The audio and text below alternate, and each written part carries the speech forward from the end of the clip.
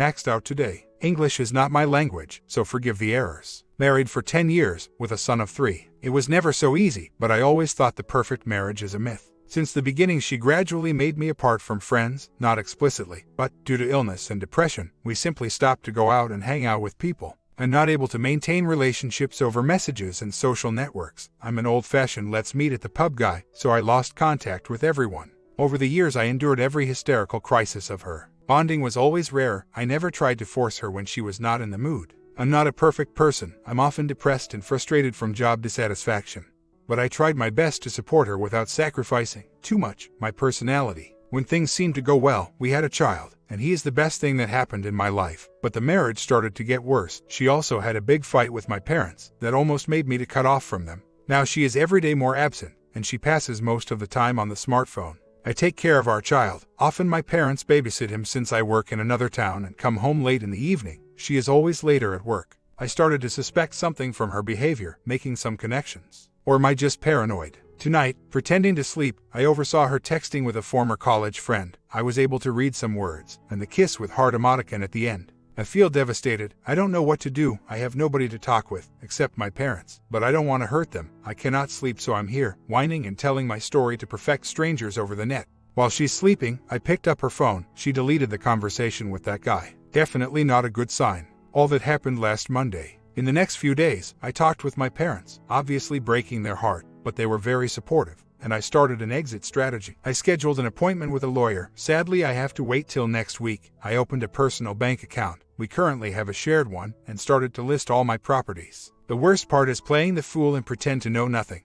I won't confront her before talking to the lawyer. All I care about is my child. Tomorrow, Friday, I'll go to a concert that I really want to see. I asked her time ago to come with me, but she declined. She said instead she wanted to see some female friends from the college, and I had no problem with that, because I trusted her. Now I know, but she doesn't know that I know, and this evening I propose to give up to the concert to stay home and try to make our marriage work. She obviously said some bull crap like you really wanted to go to the concert. I appreciate your kindness, but I'm happy if you go, etc. This was obviously not a surprise for me. I decided to go to the concert. At least I can try to have a good time and forget my problems for a night. If I stay home the situation won't change, as she can always see the guy another day. Before go to sleep she said, I'll really miss you tomorrow. When you wake up hug me tight. I'll try to come home early so we can cuddle a little before you leave for the concert.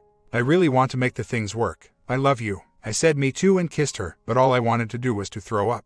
I then pretended to sleep and she started chatting on WhatsApp. I glimpsed the usual kiss emoticon with the guy, also from him. Then she wrote to female coworker, tomorrow will bring me to, and Sunday will bring me to. This was a surprise. When I suspect she cheated, the customer was a suspect, but when I saw the messages with the other guy, I thought I was wrong. Now I know the time and the place. I'll try to contact a PI to collect evidences, hoping it's not too expensive. My marriage is over. I only want to talk with the lawyer in advance, because all I care about now is my son. I've now talked to the lawyer yet, but I know exactly where she will go tomorrow, so I have the opportunity to prove it. I could pretend to go to the concert and go there instead, but even if I'm wrecked, I can see it's a very bad idea. I know the reasons I'm depressed. I consulted a psychologist. We joked about the fact I'm rational enough to analyze myself stealing her job. The problem is my marriage was so toxic I wasn't able to do something in concrete to overcome my issue. For example, I was very disappointed from my job. The only opportunities are in another town. She argued I shouldn't commute because we have a child and she cannot take care of him all alone. Now I commute every day and I take care of him even if I'm tired. I really feel bad for the lack of friends. She says no problem, let's go out, but when it comes the time I'm tired, let's stay home. Morning cuddling was very awkward. As we hugged, she starts saying something like, I don't want to lose you. I hope after this weekend we are relaxed enough to start over. And most strangely I thought that if I find that at the concert you met another woman, I would be very upset. So it means I still care and I want to make things work. Very strange from a woman that's scheduled to have 2 affairs in the weekend.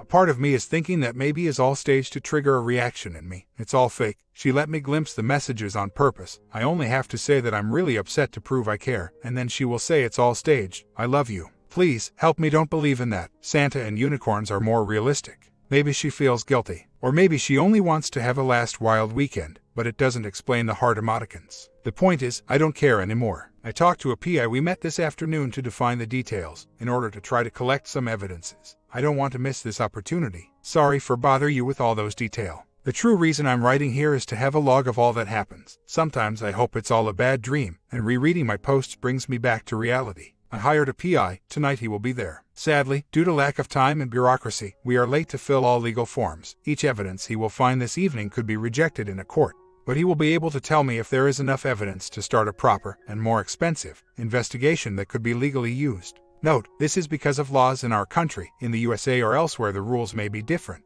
The worst part, the PI told me it will take some time to collect all evidences, and a single night could not be sufficient to collect proofs. They could simply talk and then enter his house. In this case no actual proof could be collected. This could be expensive. And worst thing at all, I may have to wait some months to have another good chance. Months that I have to pass together with that bee, playing the fool and pretending to love her. I hope my heart could bring all this pain. I want to escape as soon as possible. When I found the destination, it was late at night. This morning I rushed to find a PI near my job place and available for tonight. I surely need a second opinion, possibly by a lawyer. A part of me still doubts she did it on purpose to let me stop her, and what she said this morning. If I knew that at the concert you will find another woman, I will be very upset, and this mean I still care, was a desperate cry for help. But honestly, it's too sick to bear. No news for now. Big kisses and I love, I'll miss you before we left. I said I was tired for the lack of sleep. She said she was too, but the excitement for the evening kept her awake. B. She was always too tired to go out when I proposed to. Some other lame messages of that sort. Later I called my parents to talk with my son. They said she called asking them to babysit him next day too, but they declined. No luck with the PI, she didn't show up at the club. I texted her, asking how's the evening with the girls. She sent me a picture of a well-known and crowded square of that town where there are many clubs. Strangely no group picture of the girls. The PI is there, but there's too many people to find them. My mother told me she asked again to babysit the son this night. I'm supposed to return tomorrow morning, so she's free to cheat again. My mother had birthday some days ago, worst birthday present ever. And tonight they'll go to dinner with my aunt. Wife asked to join. Hell, she's not be able to stay a whole day with her son. I think she will ask again to babysit him, or even worse, she will make the child ask it. She feels powerful and invincible. The messages in bed, using my parents to cheat. How she bragged with the female friend about the 2 appointments in the weekend.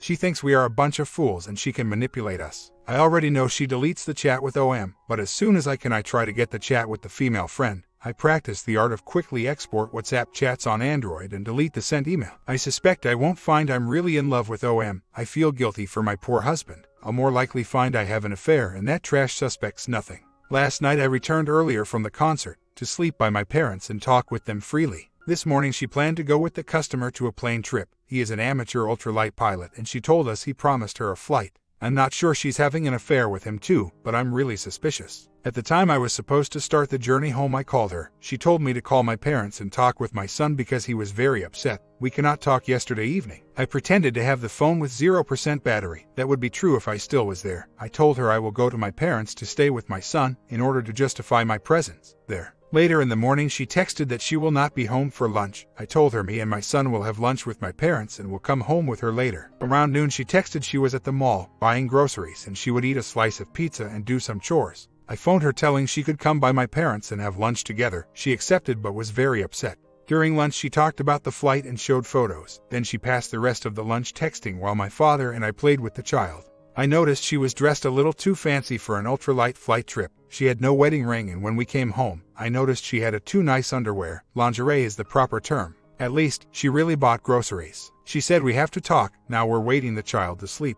I took her phone. As usual, she deleted the chat with OM and female friends. I was able to get a couple of new messages with best female friend and the entire chat with the customer. Sadly, it was full of media, WhatsApp vocals, that wasn't exported. The only texts I could read were about work and playing. She maybe not has an affair with him, but she's totally flirting with him. The best female friend asked if she had lunch with him. She told as I imagined.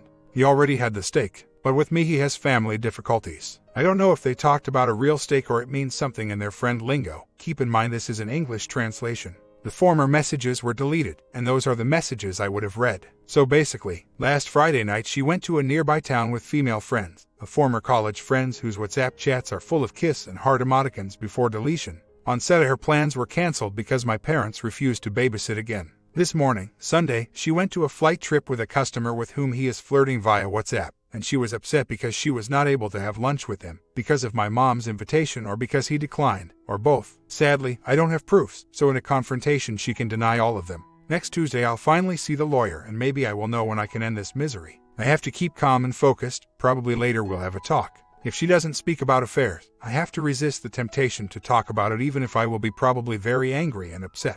Just to be clear, I don't need proof of her cheating for myself. I already know she's cheating with a guy, the former college friends, and flirting with another, the customer. For example, I was not surprised for her lingerie and lack of wedding ring. I don't want to recover the marriage. I want to move on in order to start a new life as soon as possible. My concerns are only about my son. He's very sensitive. This morning he said, "Dad has a strange voice. He understands there is something wrong. I want to be sure he will suffer as little as possible."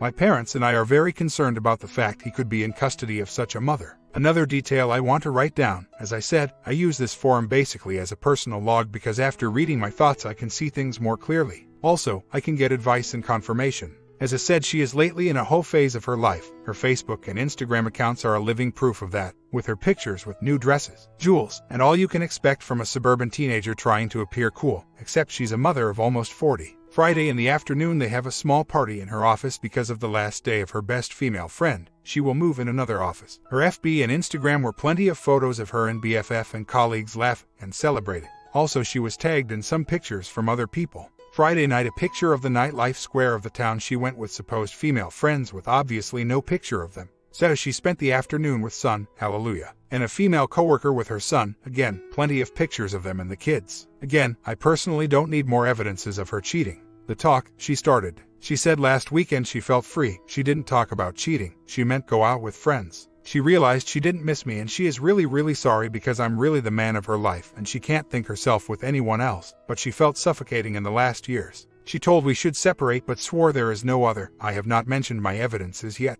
She was surprised by my reaction. I seemed strangely calm and unimpressed. Our son was there. I don't want to fight in front of him. We agreed to separate and discuss later, when he sleeps. The rest of the evening was awkward. She cried and said I was the man of her life. She said she may have flirted but she swore there isn't another man. She asked me when I ended to believe in us. I said I'll talk about it later, when the kid is asleep. She asked me if I really think there is another man. I said yes. She said no. I said I know with you are been Friday. She said I was with friends. Actually only, I said let's talk about later. Now we're waiting for part 2. I'm worried because I haven't talked with a lawyer yet and I don't have proofs. I'll tell her all I know but she'll probably deny all. There's no point in collecting proofs if we separate, since it's not considered cheating after separation. I'll try to stay calm in order to have a consensus about child custody. At least I can tell her that I know, even if she denies she knows what she did. I noticed that my coldness hurt her. Probably she expected a desperate reaction from me. Actually, I spent the last days crying but she doesn't know, so I can play cool. She wants to be wild now but I know her. This phase will pass and she will find herself lonely. At that point she will probably try to come back but it's too late. About separation versus divorce, in my country, Italy, you can't obtain divorce directly. You must legally pass through separation first. After a period, I think 1 year, separation can be converted to divorce. As our son finally went to bed, my wife and I sat down to talk. I was filled with a strange mix of anxiety and determination, knowing that this conversation would be the turning point in our marriage. I started by telling her that I knew about her infidelity. I didn't mention the evidence I had collected or the pie I had hired, but I told her that I knew she had been with another man on Friday night. I watched her face as she tried to deny it, but I could see the guilt in her eyes. She finally admitted to having an affair, but claimed it was just a one-time thing and that she regretted it deeply. I told her that I didn't believe her, and that I had reason to suspect that she had been seeing other men as well. She continued to deny it, but I could see that she was starting to unravel. I remained calm and told her that I wanted a divorce. Her face crumpled in shock and sadness, but I remained resolute. I knew that I could no longer trust her or believe in our marriage. As we discussed the logistics of the separation, she tried to bargain with me. She said that if we tried counseling or took a vacation together, we could work through our issues and save our marriage. I told her that I didn't want to try anymore, that she had broken my trust and destroyed any chance of us being happy together. She cried, saying that she was sorry and that she didn't want to lose me. But I could see that her tears were more about the loss of her comfortable life and the fear of being alone than about any genuine love or remorse for what she had done. I felt sorry for her, but I knew that I deserved better. The following days were filled with tense conversations and tearful exchanges as we navigated the process of separating our lives. We agreed to joint custody of our son, and I made it clear that I would always be there for him, no matter what happened between his mother and me. As the weeks went by, I could see that my wife was starting to realize the enormity of her actions. She tried to reach out to me, to apologize and ask for another chance. But I held firm, knowing that I needed to put myself and my son first. My parents were incredibly supportive during this difficult time, helping me to find a new place to live and ensuring that our son was cared for and loved. I leaned on them heavily, and they reminded me that I was strong enough to get through this and find happiness on the other side. I began the process of rebuilding my life, focusing on my career and my relationship with my son. I reconnected with old friends, who rallied around me and helped me to feel less alone. Slowly, I began to feel more like myself, more hopeful and optimistic about the future. The divorce was finalized, and my ex-wife and I settled into a new normal. We remained civil for the sake of our son, but I knew that any love or trust between us had been irrevocably shattered. She seemed to regret her actions, but I knew that I couldn't go back to the way things were. As time went on, I began to heal from the pain of my marriage and the betrayal that had ended it. I found new hobbies, made new friends, and even began to entertain the idea of dating again. I knew that I had a long road ahead of me, but I also knew that I was strong enough to face it head-on. I learned from my failed marriage that trust is the foundation of any relationship, and that once it's broken, it's nearly impossible to repair. My comment: don't be a fixer, adjust to the situation and just walk away. Story 2. I am 23 years old and my husband is 33 years old. We have a 2-year-old son and we have been married for 3 years. K to the point. Mid-December my husband seemed distant. I couldn't tell whether it was him or me, so I didn't think much of it. December 18th my husband's and I anniversary. We had a great time. We spent time together and went out to have dinner. A day or two passed by and I got onto my computer and pulled up Facebook. It was on his account. I normally log off his and log in back on mine. What my gut feeling was telling me to check out recent messages. Yes, I know this is very wrong. My gut feeling was right. First page, couple messages down, the word honey in the title, red flag. I clicked it and opened chat history. I was in shock. It's all my husband flirting with his ex-girlfriend from a long time ago. It went on with him quoting love songs and telling her how he wakes up thinking of her and how she makes him feel 17 again. He even says how he hopes to dream of her when he goes to bed. Then it goes on how he wants to know when she has days off and that he's going into town and if she wants to get something to eat. Thank God she didn't get that message in time. He keeps calling her babe and honey as if they are in a relationship. Sadly, as if I couldn't get any more bad news, I looked at the date, December 18th, our anniversary. I was speechless. Apparently I wasn't the only girl on his mind that day. I ended calling up his twin brother. I figured if anyone knew about this he would. Sadly he knows nothing of it. After that I woke my husband in tears and asked him to explain. All he could say was she was just a friend, and then said friends don't talk to each other like that. I began to read some lines to him and he completely wigged out and tore the laptop out of my hands, leaving scratches above my eye and on my right arm. It must have hit him that he got busted. We argued most of the night. Luckily, we talked it out the next day and realized where and how this all started. Luckily, he never met up with her at all. I seemed to catch it just in time to save our marriage. He also claimed he has only been chatting with her a couple of days. It's been a few weeks now and he has completely turned himself around to improve himself to be a better husband, and I am trying to improve myself to be a better wife. Things with him seem to be fine, but I am struggling so much. I can't help it when I keep hearing his phone go off and wondering whether it's her or not, or if they still chat online, or if he still thinks of her. I am so hurt. My last relationship ended for similar reasons. Right before our 3rd-year anniversary. Isn't that weird? And I never thought my husband would ever do anything like this to me. The fact that it's possible that they could continue if they really wanted to haunt me. It consumes my thoughts and dreams. I told him that this has been happening to me, but he just says, "Why do you do this to yourself?" I don't choose to do this at all. I want to move on and continue mending our marriage. There's a guard on my heart and I am trying to protect myself from being hurt once again. But my guard is also preventing me from trusting him. I really don't know what to do. Do I need professional help? Or will this pain ease away? I really want my marriage to work for my husband, myself and my son. Anyone else been through anything similar? OMG, this is getting worse for me. The story above I wrote took place between December 18th to about Dec. 20th, and now I just found a message from the 27th of December, a week later. K went somewhat like this. Husband, what's up you little hottie? Girl, oh, nothing much, went shopping and got a New Year's dress. Husband, oh, you're going to have to send me a pic of you modeling it. K, the message ended there. It wasn't nearly as bad as what he was writing the first girl, but dang, will he ever stop? Is my marriage doomed? He doesn't seem to want to talk to me now. I have tried everything in my power to figure out what's missing in my marriage. I have even asked him what he wanted. I did everything he mentioned. I changed things to what I thought pleased him. But he still continues. I don't think he's looking for bonding, cause I always am up for it and never reject him. If anything, I get rejected. Communication he doesn't seem to want. I don't know what to do. He says I push him away. Am I too eager to fix my marriage? All I want is someone that wants to spend time with me and lets me know when something is bugging him. Or even sleep in the same bed as me. He looks me in the eyes with tears rolling down his face, telling me he loves me and wants to fix things. It's hard not to believe him. He says I am overreacting. Am I? Well, I honestly think this is new to him. He's not the type to cheat. That's why when I found out, it threw me through a loop. I even called his twin brother. He and my husband are very close, and asked if my husband was always like this and maybe I just was blind to it, and he said no. He really could not believe it either. That's when my husband's bro told me it's got to be some sort of a midlife crisis. He also explained that because they're twins, they tend to go through the same things around the same time.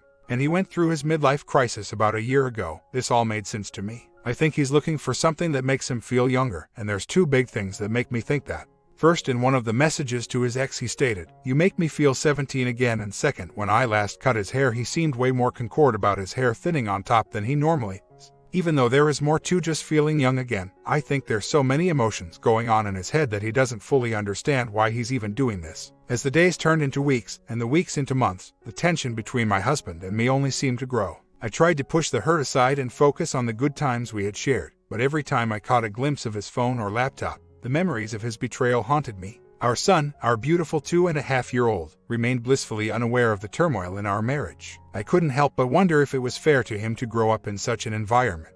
My husband's midlife crisis seemed to be in full swing. It was as if he was chasing after the ghost of his youth, desperately trying to recapture a time when life was simpler and responsibilities were fewer. He began spending more time away from home, with friends I had never met, and I began to fear the worst. One night, as I lay in bed alone, my heart aching for the man I had married, I decided that enough was enough. It was time for us to face our problems head-on and find a way to heal our broken marriage. I suggested therapy to my husband, and though he was reluctant at first, he eventually agreed. We attended couples therapy, bearing our souls and our deepest fears to the therapist. It was painful and uncomfortable, but as the sessions went by, we began to make progress. My husband admitted to his fear of growing older and his feelings of inadequacy as a husband and father. I shared my insecurities and my fear of losing him to someone else. Slowly, we began to rebuild the trust that had been shattered. My husband cut off all contact with the women he had been messaging and even gave me access to his phone and social media accounts. In turn, I tried my best to be understanding and patient,